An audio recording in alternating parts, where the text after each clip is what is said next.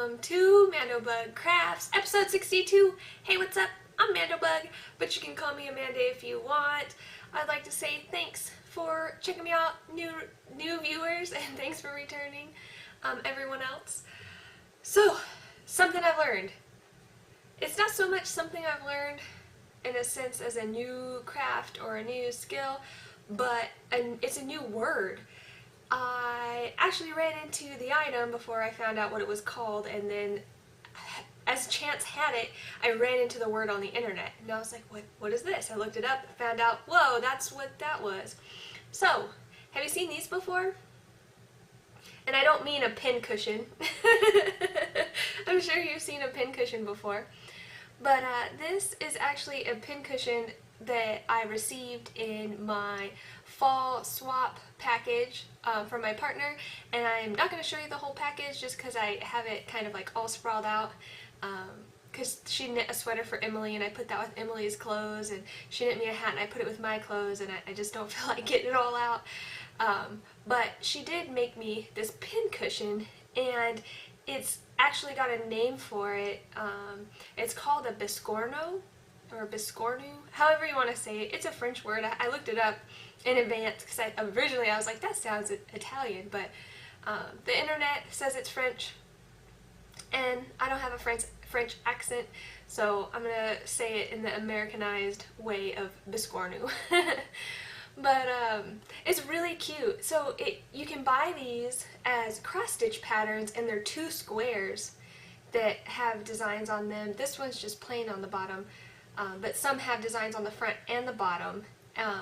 So you cross-stitch these square designs, and then you sew the squares together to make this, or maybe this is, no, it's a square, yeah, to make this like, it's kind of round, but it's got points on it where you fold the squares. It's kind of like a zigzag up and down, the way that it's sewn. But it's so cute. I mean, look at this one that she made me. I absolutely love it. And I was looking at it, I was like, this is amazing. What is this? This is so cool. Well, then later in the week on my Facebook page, I follow Cloud's Factory, which is a cross-stitch company, and they posted that they had a new Halloween pattern they were coming out with, well, Halloween themed, and it was a biscornu. And I was like, now I know. But I went ahead and purchased it, and I'm not stitching it yet, but it did prompt me to pull out one of their other projects that I had ongoing. So, moving on to works in progress, I pulled out my Cloud's Factory Wacky Witches in Stitches. Oh, let me straighten this out so it looks a lot nicer. It kind of got smushed in the bag. Wacky Witches in Stitches, and this was their last year Halloween sampler. And so last year I had stitched the entire frame and then started on the first square, and then that's when I didn't finish and I put it down and I left it. So recently I have stitched the second square, which is that cute little redhead witch who's obviously having quite the hard time making potions. And then I'll be moving on to square 3 later. But I absolutely love this pattern, and of course it was mystery last year, but it's been completely released and it's so cute. There's 3 blocks on the top. The middle's kind of like got a full seam going on, and then there's 3 more blocks at the bottom. It is a pretty good sized design, and I think this might be one that I get professionally framed because I really, really, really like it. So that's all for cross stitching. I just needed something different, you know. So this bag. All my projects are in like big bags, so I can't even see what I have on the table. Another project I've been working on quite a bit is this sweater. It's Dark and Stormy by Thea Coleman, and I'm gonna have to figure out how to show it to you guys because I've started knitting the sleeves 2 at a time, so it's in an awkward shape, and I might be regretting my decision here.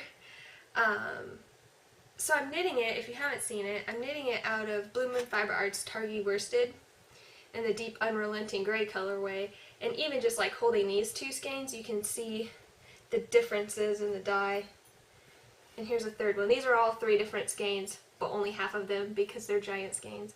But I've been alternating skeins to kind of ensure an evenness to the madness, and now that I'm on the sleeves, I want to keep the alternation the same, and I didn't know how much yarn I'd have to go down both sides, so I figured if I do them 2 at a time while I'm alternating, then they will match.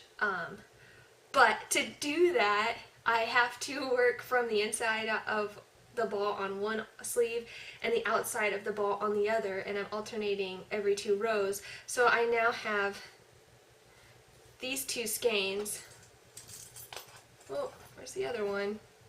These 2 skeins attached to the sleeves, both from the inside and the outside, and it's a crazy tangly mess, and I'm not sure I should have done this. But I think I'm going to keep on going. I'm only 4 rows in, and I'm thinking if it doesn't look the way I want it to, or I'm getting too frustrated, I'm just going to rip it back and do something else. So let me attempt to show you the sweater though. I'm really happy with the progress. So here's my sleeves up above the head, and you can see them I have on this circular. But if I can try to put those sleeves in the front, I have the rolled collar right here. The collar is just it's ribbed, and it rolls down the back. And here, oh look at that. This is where I was last time I recorded, this little kitty. And I knit the rest of the body and then ribbing down here. Now, because I have 3 skeins of this yarn and I've been alternating skeins, I wasn't sure what to do with the ribbing, so I thought, okay, if I alternate skein 1 and 2 down the body, maybe I can get away with just doing the ribbing in skein 3, so that I had leftovers of skein 1 and 2 for the sleeves. But skein 3 kind of stands out down here in the ribbing. It's got a lot more lighter and then darker. It's got a lot more contrast in it.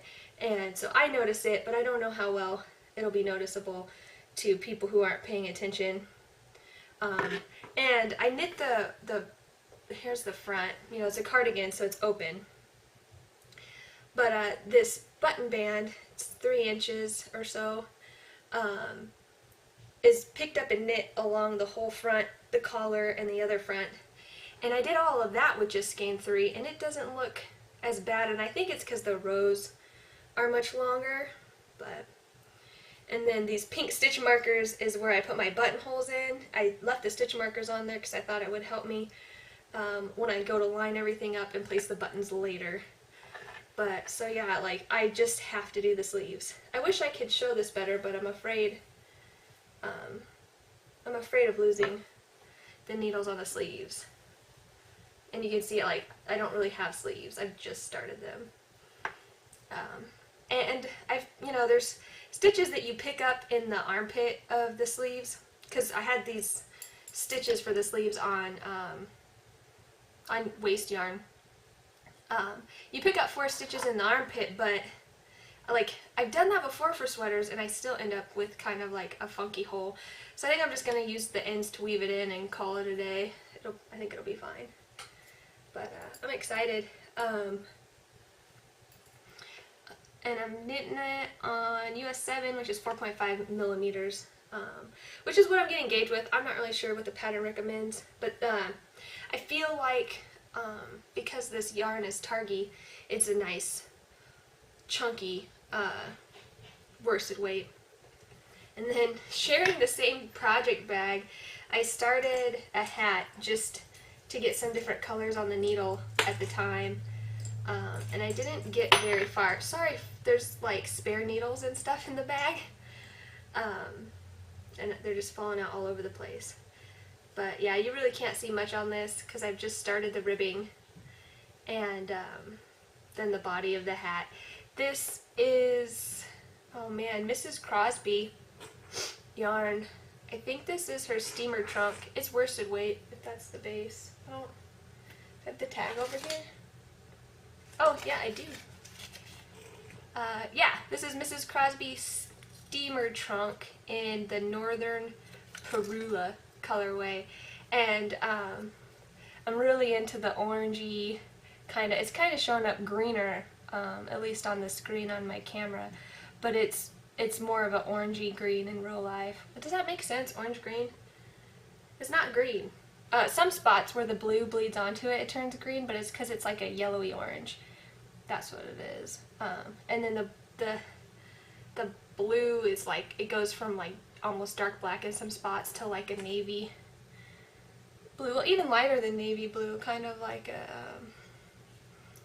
I don't know how to describe it other than like a navy blue that's been desaturated. But I just started a bankhead hat, and it's a free pattern on Ravelry. I didn't say, but that Dark and Stormy sweater by Thea Coleman is a paid-for pattern. This one is free, and it's just a simple hat with a ribbed brim, and then there's a plain like knitting pattern across the head, and I think that's why it's free. But for some reason, I really liked the way that it looked, and I figured since this is a variegated yarn, I didn't want anything that was heavily textured because it wouldn't show up. But I really like this yarn, and I'm really excited to have a hat that's this color, especially since, you know, I'm going to be moving soon and it's fall. Going up north, it's going to be a lot colder, so I'm going to need some knitwears. I'm actually going to be able to wear my knitwear, so that's pretty exciting. Oh, and I'm knitting these on US size 6, I'm pretty sure. No, US size 8, 5.0 millimeters. I believe the pattern called for 7s, but I was knitting my sweater on 7s, and I decided I wanted a squishier hat rather than a tight hat, so I just went up a size instead of down a size. Okay, let me clear. You can't see my table, but it's full of sweater. Okay, that's out of the way. The only other project I've been working on are these mitered window pane socks by Gladys Wee, which is a free pattern on Ravelry. And I really don't work on them that often. I'm just not feeling them right now. I don't know why, I'm not motivated to work on them. I take them to work and I work on them while I pump, but that's about it. It's because I have nothing better to do at that time. But I finally got all the stitches in the back where the heel is off that spare needle and knit into mitered squares. So I have mitered squares all around the ankle of one sock. So now I just need to continue doing rows before I start the ribbing and bind off. But I wish these were done. I don't want to work on them anymore. The other sock's not quite as far. I'm working across the front right now, and I still have some stitches on the back.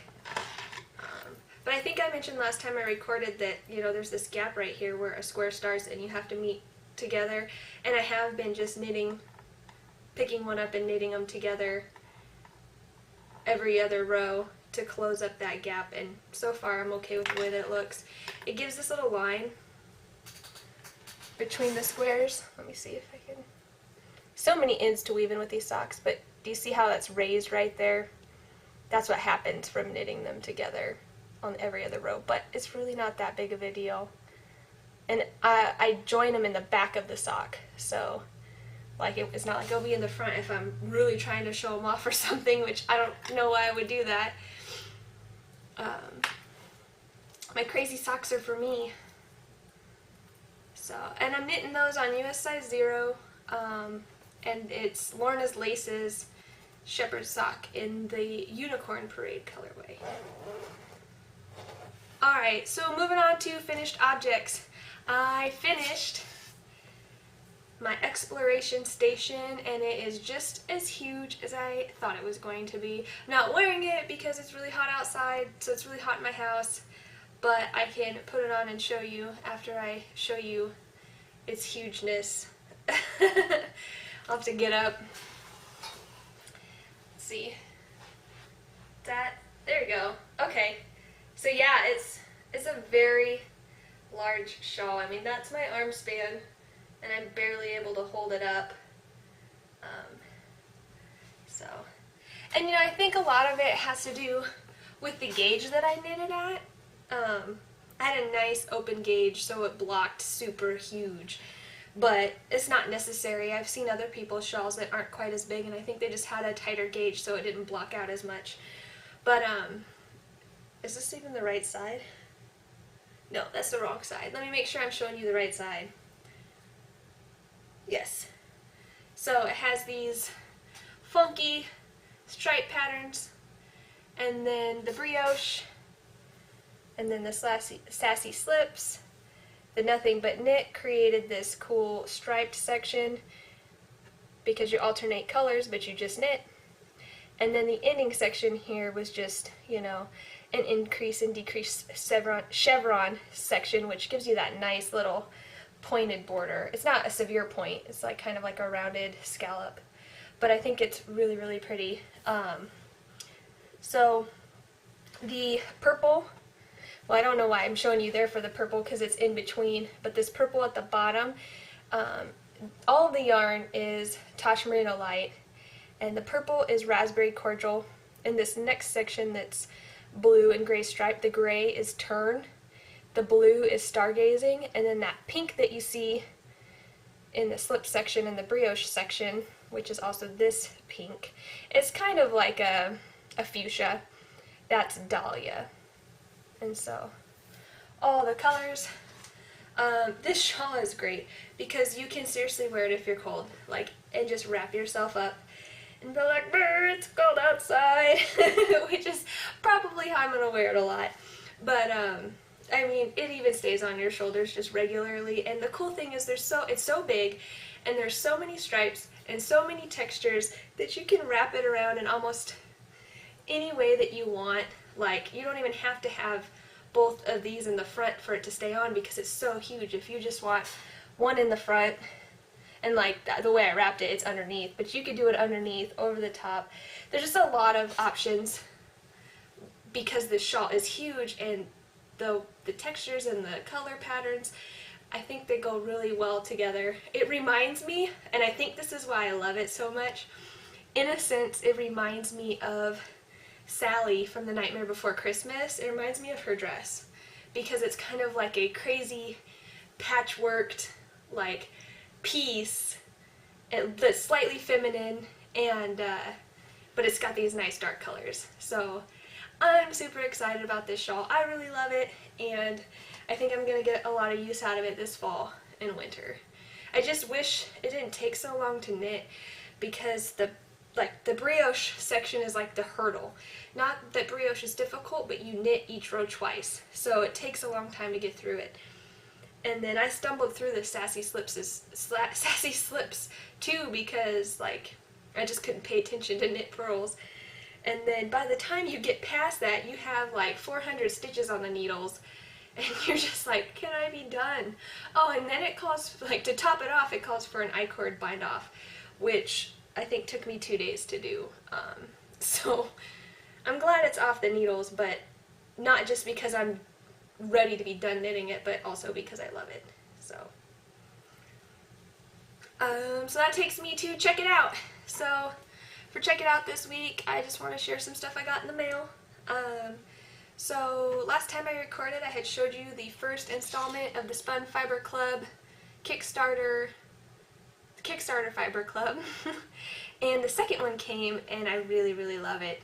It is on the Terra base, which is a worsted weight. Last time I had the DK weight, I believe, and this is the worsted weight, and it's 100% local merino, 100 grams, 190 yards, and it was dyed with marigolds and madder, and it's this lovely like yellow ivory.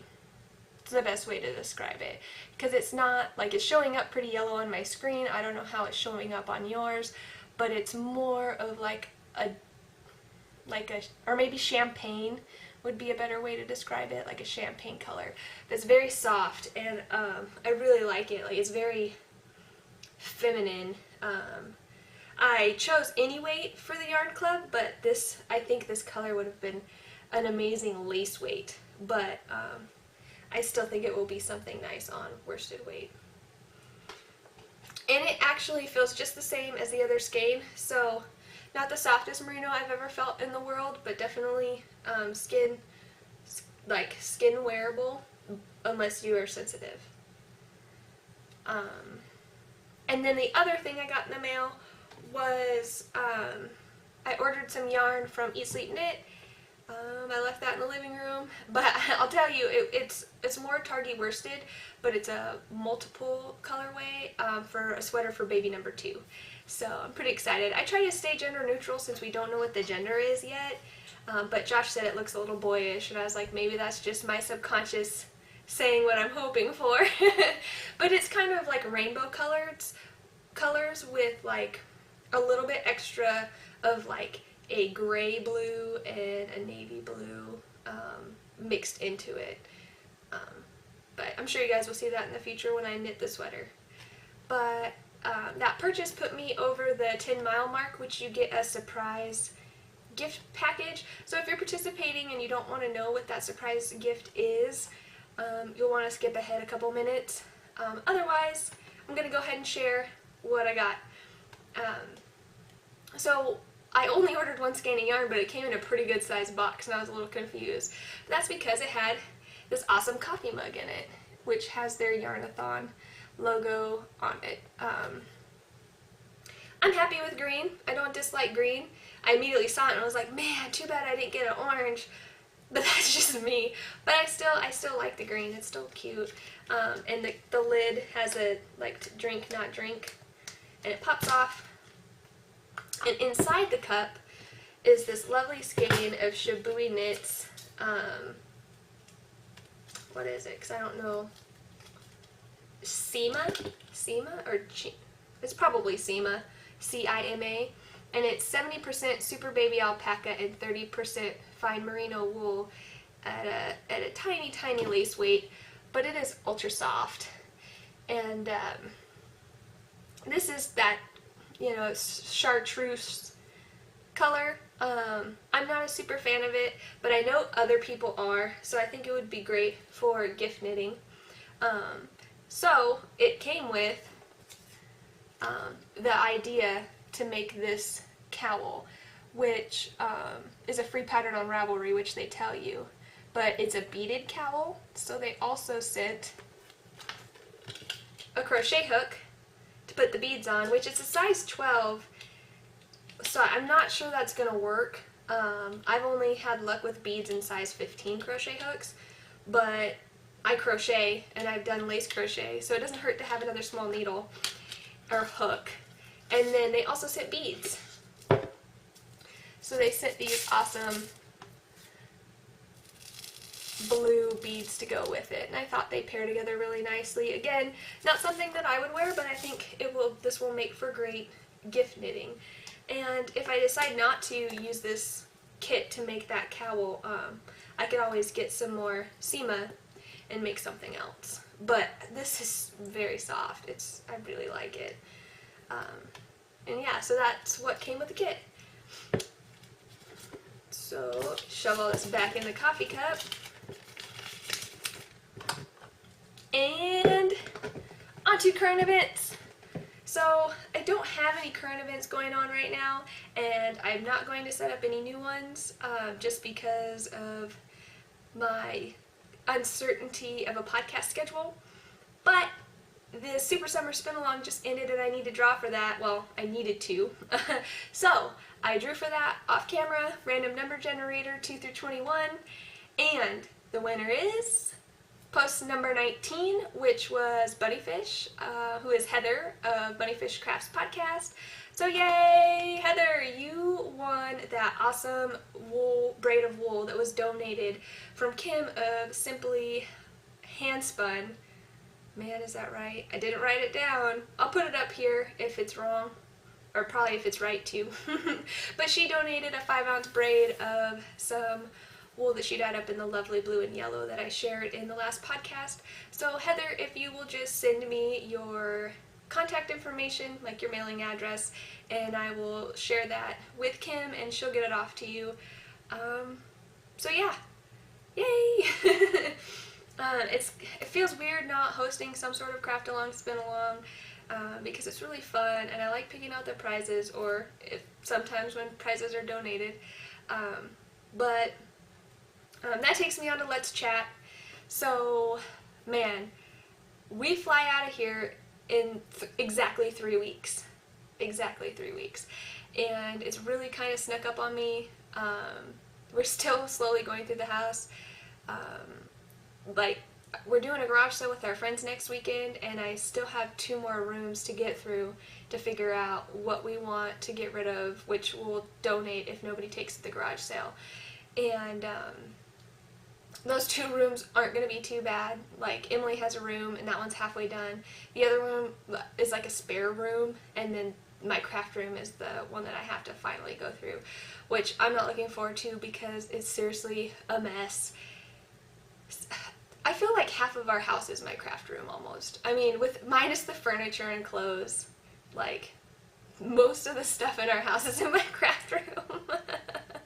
And, like, I don't even want the movers to move most of it because they're going to have our stuff in storage for 3 months, and I'm going to need access to crafting supplies. So, like, and also I don't trust them to move my stuff. Like, I don't want them breaking my expensive spinning wheel or drum carter. I think I'm okay with letting them move the wool picker because I don't think that they can really mess that up too bad. But I don't know if they'll move it because just it has sharp nails poking out of it. Like, I don't know if they're going to move some of my stuff. So we'll find out. It's a good thing that Josh is driving because they won't move my vehicles. Josh has to drive his truck and tow my car. So good thing that he's doing that so that whatever they don't move we can just put in the vehicles. If I seem a little less enthusiastic than usual today, that's because we spent this morning going to the Arts in the Heart of Augusta festival downtown, and it was a lot of fun. They closed off the main street and they have just vendors full of artists and craftsmen, and of course a bunch of food, and you just kind of pay a small fee to get in and check out all the local artists and support them. And they also have a really delicious food vending area where they have food from over 25 different countries. It's so hard to walk through that area because it smells so good, and there's so many different smells going on because there was like the Germany booth, the France booth, the Pakistan booth, the India booth, the China booth, the who else was there? Laos. I mean, they had so many different countries serving their specialty of foods. The Sweden booth smelled good. Like, we didn't actually even end up eating there because we couldn't decide. We ended up going to a sushi buffet restaurant instead, but I mean, it smelled so good. I think if I had to choose one, and it would have been very difficult, I probably would have went to the German food vendor because they had like schnitzel, and I love schnitzel, you know, and sauerkraut, and I like German food. It's not surprising. I'm pretty sure there's a good amount of German in my heritage. So, yeah, that's really all that's been going on with us. I started some new classes online. Those are going well. Because they'll end before my actual date of separation, because I'm taking leave before I separate, terminal leave is what they call it, I'm allowed to take these classes that are paid for by the military, but like I'm almost regretting it because the week before and the week after moving is probably going to be extremely stressful and hard to keep up with my classwork. But that's only 2 weeks out of the 8-week classes, so I don't know. It's free. I'm just going to push through it. But I mean, so far I'm doing good. I'm just a little worried about how it's going to work out. I'm the type of student so far that I turn everything in before it's due, and I plan to do that so that I'm not stressing, and so I don't end up like staying up till 2, 3 in the morning, or even worse, pulling an all-nighter to submit homework all on time. Like, that's just not an option for me with Emily and working full-time and being pregnant. Like, I can't. I have to manage my time. I can't pull all-nighters. I'm not I'm not that young anymore. But I don't know, since we are moving in 3 weeks, or at least flying out in 3 weeks, the movers will be here in less than 3 weeks. I probably won't record again. It's hard for me to find time just with how busy everything is right now, and when I look at the calendar, I have pretty much appointments every day the last 2 weeks before I leave for, various out processing things and medical, because they want me to get all these medical examinations done. And I'm also pregnant, so I have those exams. I have my ultrasound on Tuesday. We get to find out the gender, so I'm super excited about that. But just because of how busy I'm going to be, I doubt I'll get much crafting done, and I also highly doubt I'll have time to record. After we move, I'll be staying with my mother-in-law in California for a couple weeks while Josh drives across country, and he's going to meet us there and visit for a while as well. And so I won't record during those 2.5 weeks. And then I'll be moving up to Washington, where I'm going to be staying with my dad for a little while until we can find a place to move into.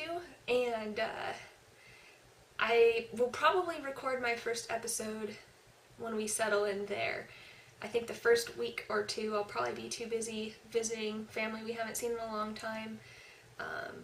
But after that, I should kind of be settled and be able to squeeze out at least one recording. But I mean, what is that? That's like over 2 months from now. So it's just not a good idea for me to host any craft-alongs or anything like that. So you probably won't hear from me for a while. I'll try to be active on Ravelry, but who knows how that's gonna go. But other than that, since I probably won't see you guys for a really long time, I hope that you make some awesome things and feel free to share them in the thread with me. I'd love to see them, as well as probably other viewers of the podcast. Other than that, happy crafting in the meantime, and I'll see you in a while. Bye!